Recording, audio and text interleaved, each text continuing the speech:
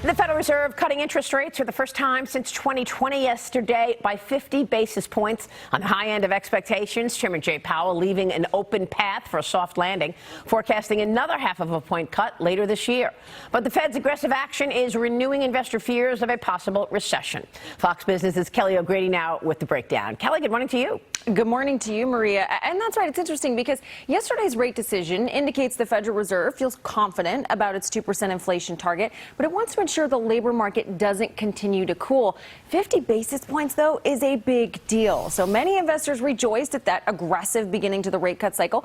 But I have to give you some context because in recent years, we've only seen a half-point cut in dire times. Think 9/11, think COVID. So some analysts are raising concerns a larger cut could indicate we are in more economic trouble than advertised. Now, Fed Chairman Jerome Powell maintained he doesn't see signs of a recession or slowdown and indicated we could expect a couple more cuts before the end of the year.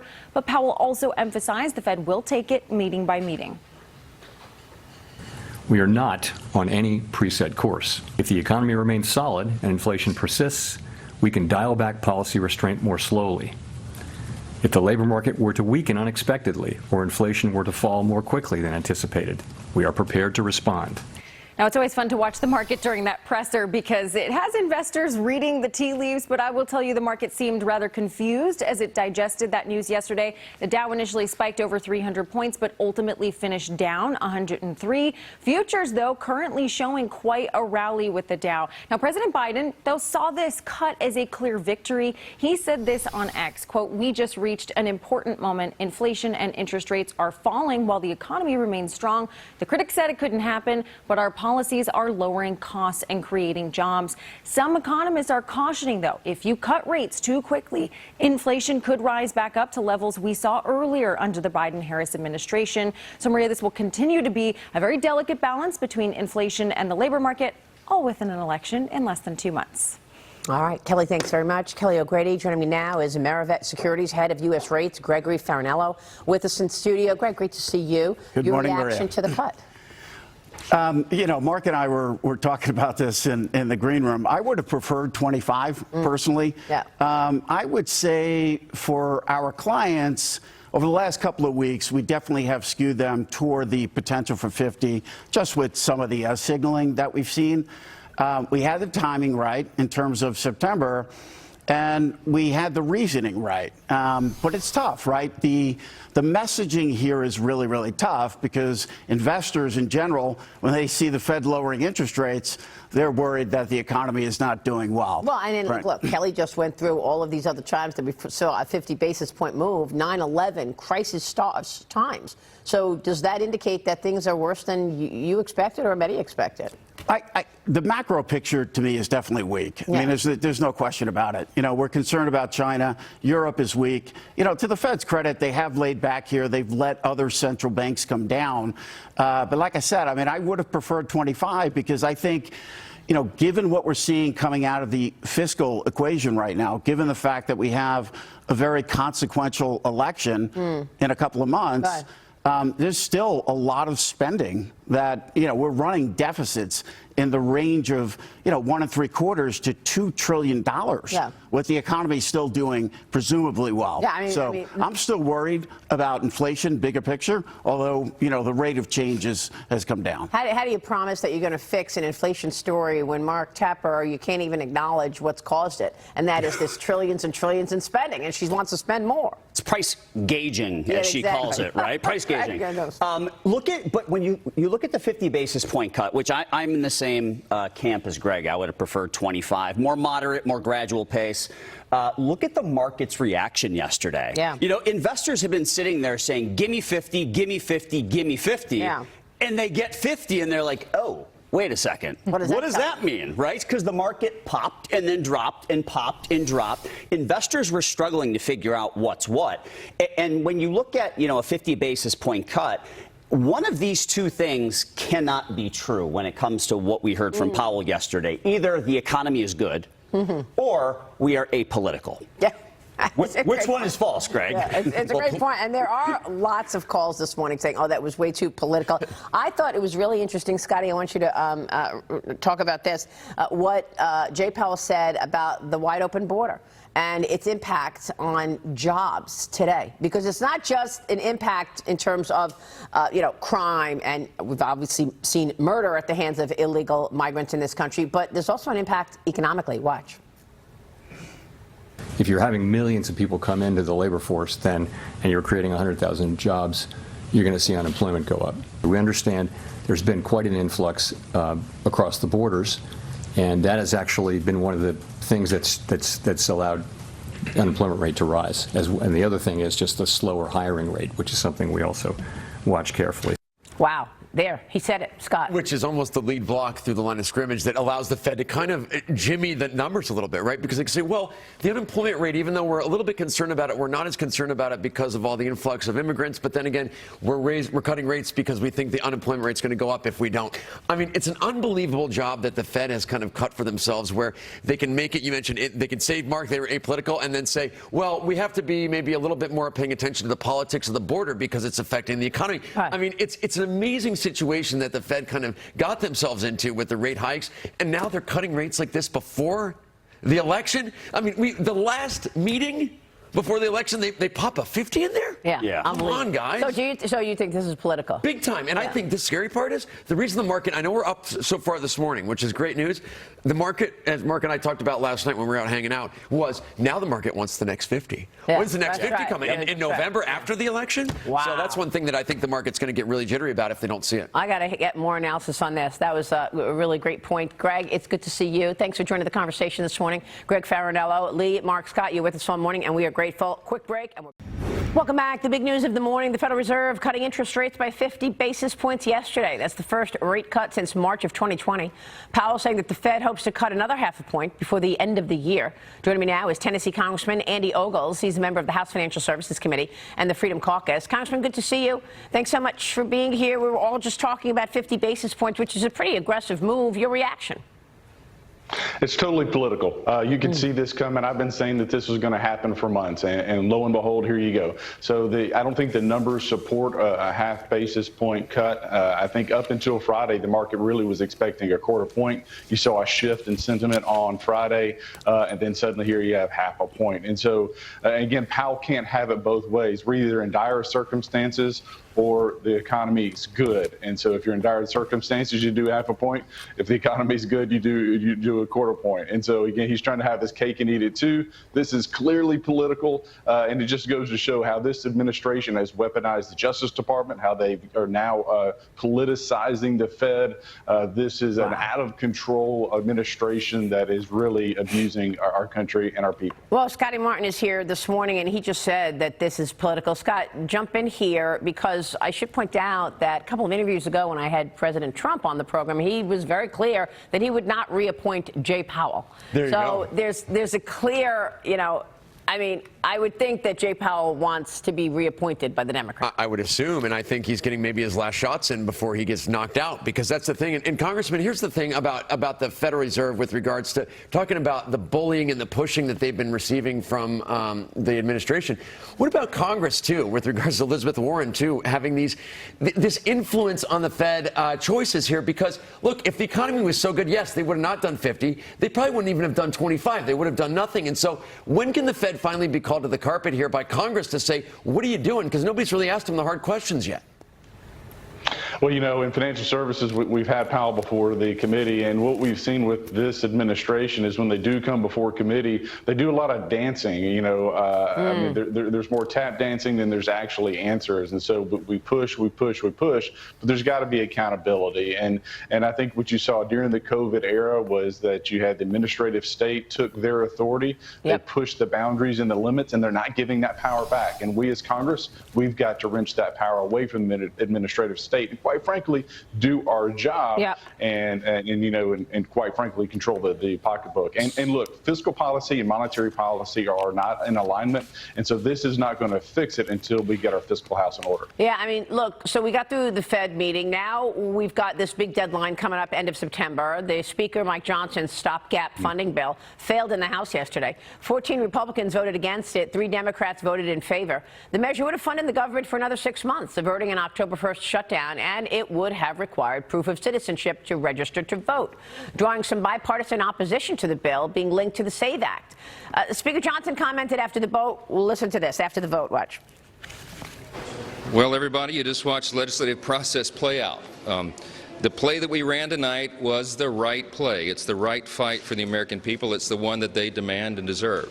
I've made it very clear over the last couple of weeks we have 2 very important objectives right now. Congress has an obligation to fund the government, and Congress has an obligation to ensure that our elections are secure and fair and free.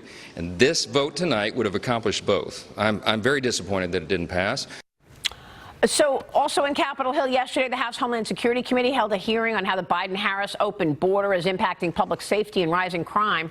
The migrant surge spiking to 8 million encounters under the Biden-Harris administration. That doesn't include the gotaways. Just this fiscal year, 2 million gotaways. Nationwide, migrant encounters surging past 2.7 million, according to Customs and Border Protection data. More than 2 million of those encounters were at the southwest land border, and arrests of illegal migrants on the Mexican border jumping 2.9% from July to August. Congressman, a lot of numbers here, but we know that the wide open border has brought us 10 million illegals, including those gotaways. I want to get your take on the SAVE Act before we go into immigration here. How did you vote, and what are your expectations for the SAVE Act being attached to the continuing resolution? Is it dead at this point? Well, so the SAVE Act, or pushing driving this conversation on securing our elections, was a House Freedom Caucus play. We drove that conversation. It is unfortunate that it didn't pass. Look, we know we have states where illegals are being allowed to vote. And what the SAVE Act would have done was it would have required states to purge their rolls of anyone who is on the roll illegally, so they couldn't vote. And so to have Republicans vote against it was disappointing. Look, I understand some of the sentiment that we know the Senate would strip it off. The Senate was not going to vote for it, but still, let's force that conversation. Let's have that tough conversation, because you have states like Arizona, like New Mexico, where illegals are voting in large numbers, and that could impact the presidential election. And not to mention, when you fast forward to the census, we have all of these individuals that are coming here illegally. They're flooding California and New York, 2 states that have had mass migration of citizens out of their states into states like Tennessee. But guess what happens is during the census, they count the illegals, and that prevents a reapportionment of the House of Representatives. So a state like California should lose members of Congress. States like Tennessee, North Carolina, and Florida, we should pick up members of Congress. So this is a very nefarious, very diabolical plan to flood our country with 10 million illegals. They're trying to keep the House of Representatives from becoming more conservative. That's unbelievable. Well, Congressman, look what you just said. You just said that there are, in fact, large numbers of illegals who are registered to vote. You said New Mexico. We know Oregon just admitted a mistake. They claim it was a mistake to register all these illegals to vote. I mean, isn't that against the law? What? It is. And so, again, the SAVE Act's important. It also creates a right of action, meaning, so let's say Tennessee, for example, didn't clean up their rolls. A citizen or citizens could sue the state and force them to do this. We've got to get back. Look, any first world country, any sovereign nation, you're going to have a strong military, you're going to have secure borders, you're going to have free, open, honest elections. And right now, we're not checking all 3 of those boxes. Some would say we're not checking any of them. We've got to have fair elections. We've got to secure our border. And look, there's a poll come out that said that Americans support mass deportations. That's why I had the Send Them Back Act, which would create the largest deportation in American history. We've got to, it's our country. We get to decide who comes in, and we get to decide who leaves. I understand all that. I'm just trying to understand what you're going to do about it. I mean, we're less than 50 days away from the election, and you just told us that there are illegals registered to vote, and it could sway the election. So, I mean, how much confidence do you have that we're going to have a fair election? Look at these new Fox News polls. They show voters trust Trump to do a better job on the economy. Trump winning 51% to Harris's 46%. They trust Harris more to help the middle class, apparently, according to these polls. 53% 50% to Trump's 44% in that category. But, Congressman, I mean, you're telling us that illegals are going to vote. So does it even matter that Trump wins on the economy if you're telling us that there's already felonies underway? It does matter, and that's why people have to get out and vote and have their voice heard. We've got to make sure that Donald Trump wins the popular vote. We've got to get people like states like Tennessee to get out and vote. And look, we're doing our part. We're going to have election monitors all over the country. We're messaging. We're sending the message. Look, if we catch you voting illegally, we're going to prosecute you. So that being said, but this gets back to personal accountability. If everyone who's registered to vote would get out there and do their job, Donald Trump wins this in a landslide. We save the republic. You don't have this weaponization of the country against us, and this is important. This is going to be a pivotal and historic election, and it's important that Donald Trump wins the White House. Congressman, thanks very much for being here. We'll be watching your work. Andy Ogle is joining us this morning, Stone Institute senior fellow. He's author of the upcoming book, Plan Red, China's Project to Destroy America. Gordon Chang back with us. And Gordon, you've got a warning about this as well, about these devices and how Israel was able to infiltrate the supply chain to get back at Hezbollah, but you think China could do the same thing to anybody, to America? Yeah, it would be a lot easier for China. Remember, Israel had to infiltrate the supply chain. China doesn't have to do that because it is the beginning of the supply chain. They manufacture all of this stuff. So if we're talking about pagers, walkie-talkies, but remember also home solar systems, which means your toaster. You can do all of these devices can be laced with explosives. And so therefore, everything that we buy from China can be a weapon against the United States. And one thing we were talking about during the commercial break is the fact that America buys drones from China. What is it? DJI? DJI. And this is a drone maker, a Chinese owned. Yes. And we're using these drones in the military? Are you serious? And the Secret Service and the FBI. You know, these drones, DJI has 70% of the global drone market. And, you know, if you buy a DJI drone, the default position and setting on these things is the stuff goes to the cloud, which means it goes to China, which means every time you put one of these things up, China is looking at your backyard or whatever. So really what we've got is complete infiltration of the U.S. You know, we talked last week about the ZPMC drone cranes.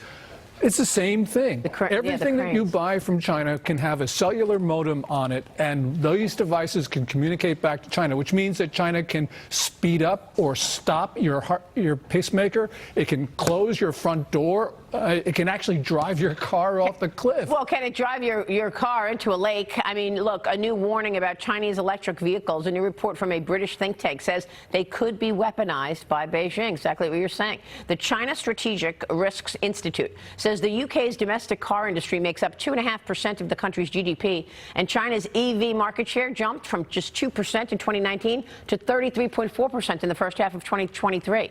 With London's refusal to levy tariffs on Chinese EVs, the Institute says it could open the door to a potential backdoor for China into the European market. Mark. That's not good. No, I mean, that's not good. We need Elon Musk to save the day once again, right? You know, maybe move some of the manufacturing back here. Mexico, obviously, we know he opened the Gigafactory in Mexico. But, Gordon, I want to ask you about Taiwan, because just a few days ago, we sent a jet over the Taiwan Strait. And the Navy's response, the Navy said we encountered foreign military forces. Apparently, China sent several jets to follow our jet. What do you make of that? Is that an escalation in what's going on in Taiwan? Well, China says that the Taiwan Strait is sovereign Chinese water, where everybody else in the world says that it is international water. And this issue is not just the Taiwan Strait, but it's also the nearby South China Sea, where China says it's blue national soil. I mean, this is just ludicrous, but this is the idea that China owns the global commons. And it's going to be Taiwan, it's going to be the Philippines, Japan, there's also air incursions there. This is just throughout the region. China is lashing out at everybody, Mark, and that's a really bad sign. And they want to overtake the United States as the #1 economy and global power. I mean, FBI Director Christopher Wray says the U.S. has now disrupted a second Chinese hacking group, taking thousands of compromised devices out of its grasp. grasp. This is Flax Typhoon. It was being run by a Chinese tech company which was said to collect intelligence for the Chinese government. The group thought to have compromised more than 250,000 devices across the world. Ray said that Flax Typhoon was targeting infrastructure, corporations, media organizations, even schools and government agencies, Gordon. This is exactly what you're discussing here. Yeah, Flax Typhoon took over devices. I mean, and they can take over almost any device. So really what we're talking about is China's basically having millions of planted bombs across the United States. It's that serious. The Israelis showed that you can do it. The Chinese now must be thinking, how do we take advantage of this with regard to the U.S. and other countries? Yeah. Do you think people understand this real quick before we jump? I don't think people fully understand it yet. I think it's going to take a little bit of time to process. Weird stuff starts happening in schools, too, by the way. Is that the thing that's going to ring off the alarm bells finally? Schools. The schools, yeah, that stuff's in schools, too. Great. Yeah. Everywhere. Yes. Everywhere in the United States. Gordon, thank you. We've said many times China is inside the gates. They sure are. Gordon Chang, thank you, sir. Oh, welcome back. It is time now for the Word on Wall Street. Top investors watching your money. Joining me now is Infrastructure Capital Advisors CEO Jay Hatfield. Also with us is Mark Tepper and Scott Martin this morning. Jay, thank you so much for joining the conversation. Thanks, Maria. Let's start with the Fed. The Fed cutting rates by 50 basis points. First time we're seeing a cut in rates since 2020. They're also forecasting another half-point cut before the year is out. Chairman Jay Powell says he does not see any signs of a recession risk. Watch. The labor market is not a source of elevated inflationary pressures. The labor market is actually in solid condition, and our intention with our policy move today is to keep it there. You can say that about the whole economy. The U.S. economy is in good shape. It's growing at a solid pace. Inflation is coming down. So what's your reaction, Jay?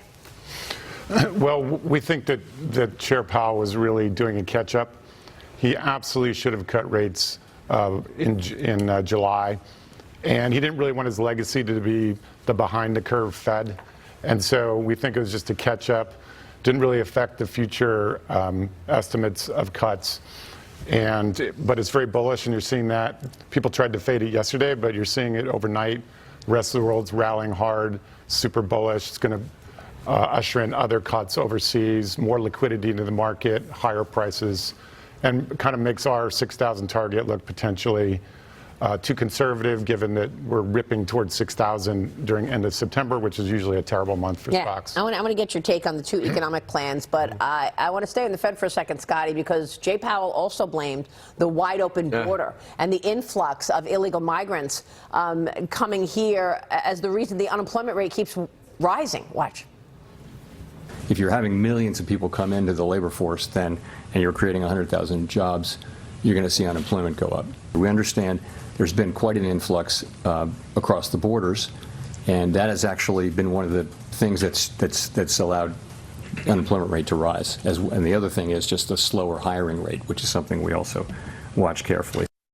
That's pretty incredible that he said it that way. Scott, I know you grew up in Springfield, Ohio, where the Biden-Harris administration has brought in an influx of migrants from Haiti, giving them temporary protected status. Many of them are saying that they are there to work, Scott. Yes. Give us your sense of what happened. Several thousand, Maria, over the last 3 years. Was in Springfield a lot this summer, hanging out with my mom, and it was just a takeover at some points. And I'll tell you what happened in Springfield and what maybe Jay Powell's talking about, where the migrants have just come in and taken the jobs. They've taken the social safety net money. They've infiltrated the hospitals, of course, because they need care, and they're not used to getting good care, obviously, in Haiti, certainly, and so they needed to get additional medical care, and they're driving without licenses. There's a lot of things going on in the city of Springfield alone that's kind of a microcosm of kind of what's going on, where it's a takeover, and it's affecting the city to the degree where there's folks there, generations of folks that have been there that are poor, that need social services, that need help, that need job training, that aren't getting it, and so the Haitians come in and take it all. Yeah, so no wonder everybody's upset. Are residents leaving Springfield? Well, if they have the means, that's the problem. A lot of them don't. I mean, Springfield it's a very middle-class town, and it's a diverse town, believe it or not. And that was the thing, too. What was going on for many of the years of when this was starting was the small amounts were okay. And the folks were used to having different people come into the city, but now the fact that it's becoming basically a Haitian-dominated, or say at least a Haitian infiltrated kind of city, where all of a sudden that's where all the social safety nets are going, that's where all the money's going, that's where all the care is going. It just doesn't seem fair to them. Well, that's incredible. And are you seeing crime up?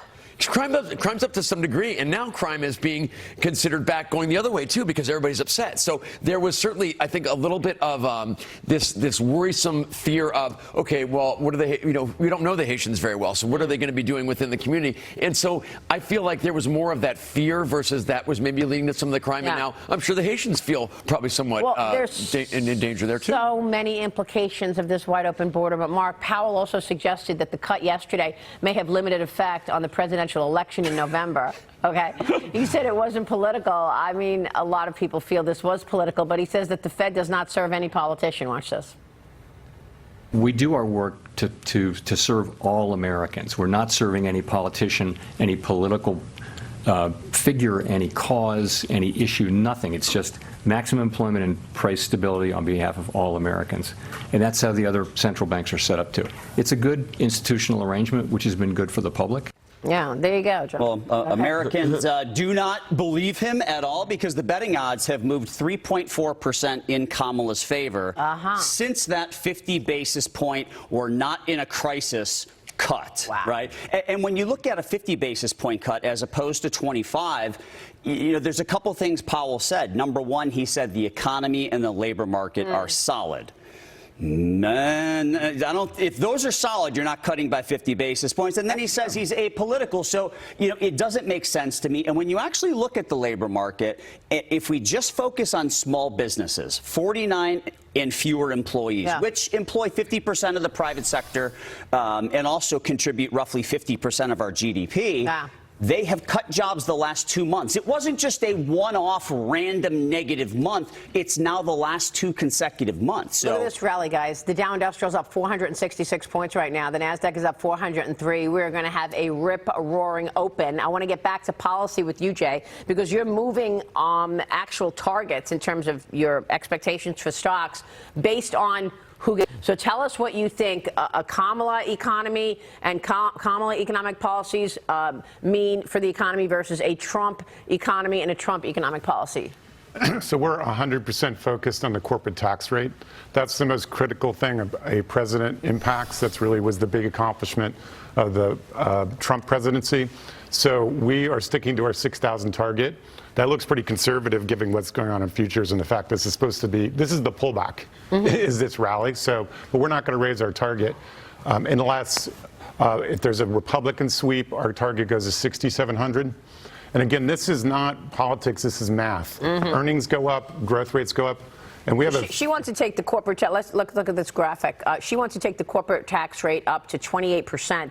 Trump is at 15% for companies who do business in the U.S. Right. We're assuming that's for everyone. But then we have a 5,400 target if we have a 25% tax rate, because we do think there's going to be a compromise.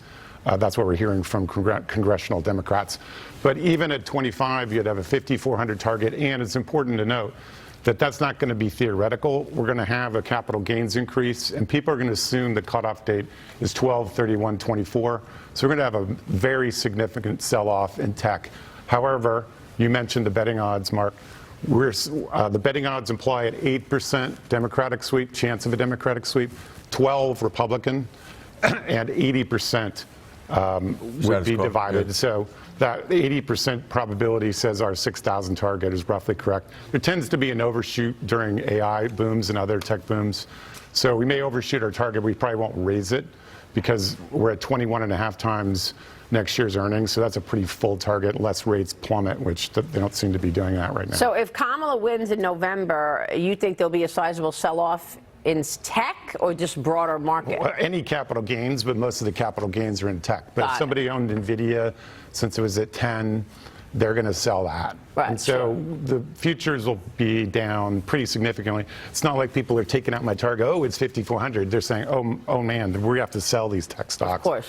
And realize those gains before. And we've seen that in the past when we've had capital gains increases. All right, great analysis there. Thank you for that, Jay. Jay, it's great to have you. Thank you, Jay Hatfield, Mark, and Scott. You were with us all morning. Great word on Wall Street, guys. Thank you so much. One disenfranchised Democrat, meanwhile, says she's leaving the Democrat Party after working at last month's Democrat National Convention, saying the party is, quote, totally out of touch with everyday Americans. Cheryl Casoni with more on this story now. Cheryl. That is right, Maria. This Democratic campaign operative revealing that she is leaving the party after she worked as a volunteer last month at the DNC in Chicago.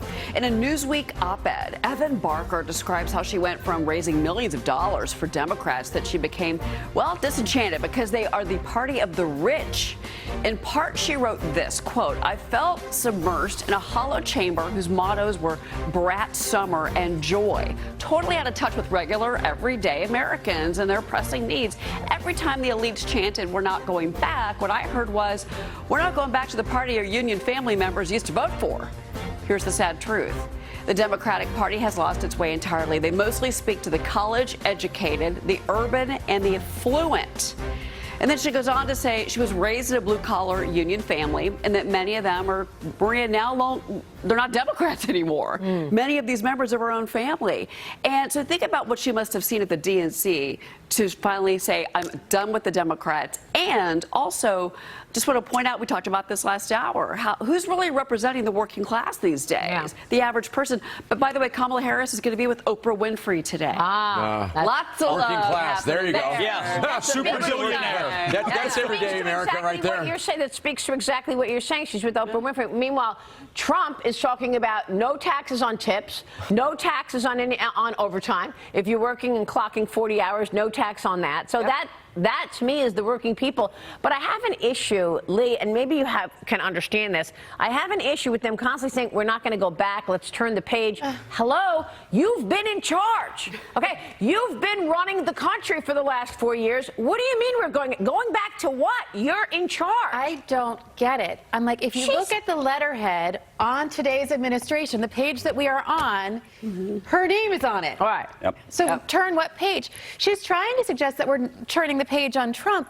No, the page that we're on right now is hers. It's your page. Exactly. Yeah, which is the admission that it's not working well. What I think is really interesting, though, is the voters that I spoke to, these undecided voters, are looking for her to say exactly what are you turning the page on. I want to know what the economy, what you're going to do for the economy. What are your plans? Not just spending. They really actually got mad, some of them, about the $50,000 for business and $25,000 for first-time homebuyers, because that doesn't address their biggest concern, which is, I need to be able to live day to day. Right. The prices of eggs today. Yeah, joy is not going to buy you dinner, Scotty. Joy's not buying you dinner, and joy is a great way to cover up communism too, because of the fact that you mentioned like the price fixing stuff and now the price gouging. You want to go after the companies that actually bring the goods to market. How about when all that stuff doesn't show up anymore because they don't want to do business anymore in this country? It's so disingenuous to talk about getting inflation down and not mention the $7 trillion in spending that Kamala Harris oversaw. Yeah, I mean, really, it's just Inflation Reduction Act. There you go, Maria. Yeah, Cheryl, thank you.